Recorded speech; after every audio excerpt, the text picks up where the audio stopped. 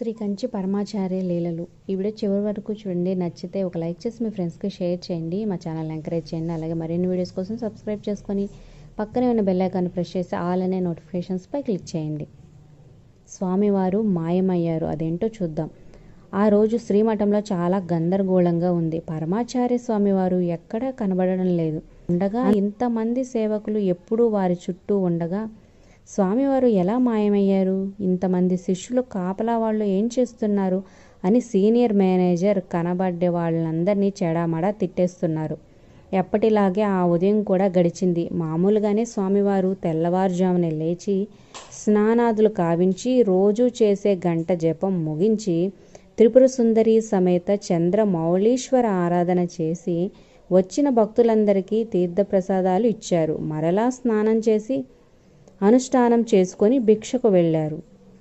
అంతే. తరువాత వారు ఎవ్వరికీ కనబడలేదు. జరిగిన విషయంలో తెలుసుకొని సీనియర్ మేనేజర్ అగ్గి మీద గుగ్గిలమయ్యారు. ఇద్దరు సేవకులు ఎప్పుడూ స్వామివారి వద్దనే ఉంటారు. ఒకరికి ఆరోగ్యం బాగోలేకపోవడం చేత విశ్రాంతి కోసం వాళ్ళ ఊరు వెళ్ళాడు. ఇంకొకరు తన తండ్రికి శ్రాద్ధం పెట్టడానికి ఊరికి వెళ్ళాడు.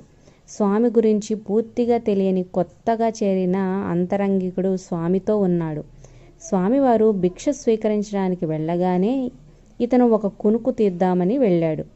భిక్ష తరువాత స్వామివారు ఒక చిన్న గదిలోకి వెళ్ళి వెదురు చాపపై పడుకొని చాపని చుట్టుకున్నారు. ప్రతి ఒక్కరి మొహంలోనూ ఆందోళన కనబడుతుంది. సేవకుణ్ణి అడిగితే కాస్త కునుకు తీయడానికి వెళ్ళాను, నాకు తెలీదు అని చెప్పాడు. ఏం చేయాలో ఎవరికీ పాలుపోవడం లేదు. విషయాన్ని అందరికీ తెలిపి అందరినీ ఇబ్బంది పెట్టలేదు.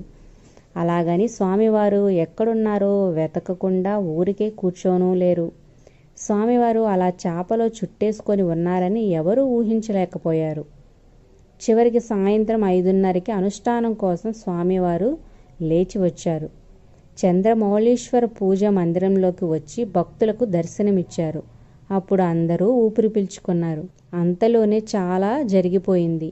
ఆ కొత్తగా వచ్చిన అంతరంగికుడికి మేనేజర్తో దెబ్బలు పడ్డాయి. ఒక ముసలావిడ వినాయకుడిని మొక్కుకుంది. స్వామివారు సురక్షితంగా ఉండాలి, నీ గుడి ముందు 108 కొబ్బరికాయలు కొడతాను అని.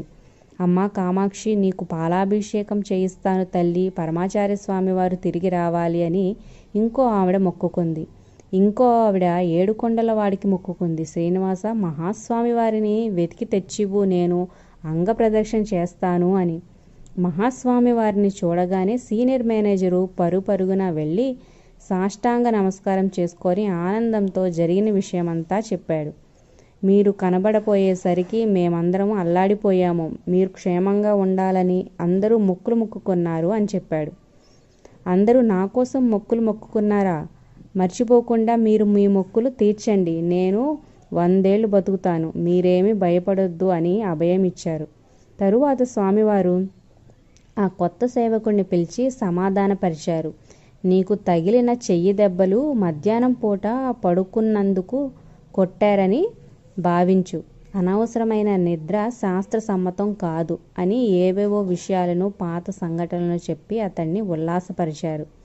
పరమాచార్య స్వామి దివ్య క్రీడ ఇది. ఈ వీడియో నచ్చితే ఒక లైక్ చేసి మీ ఫ్రెండ్స్కి షేర్ చేయండి.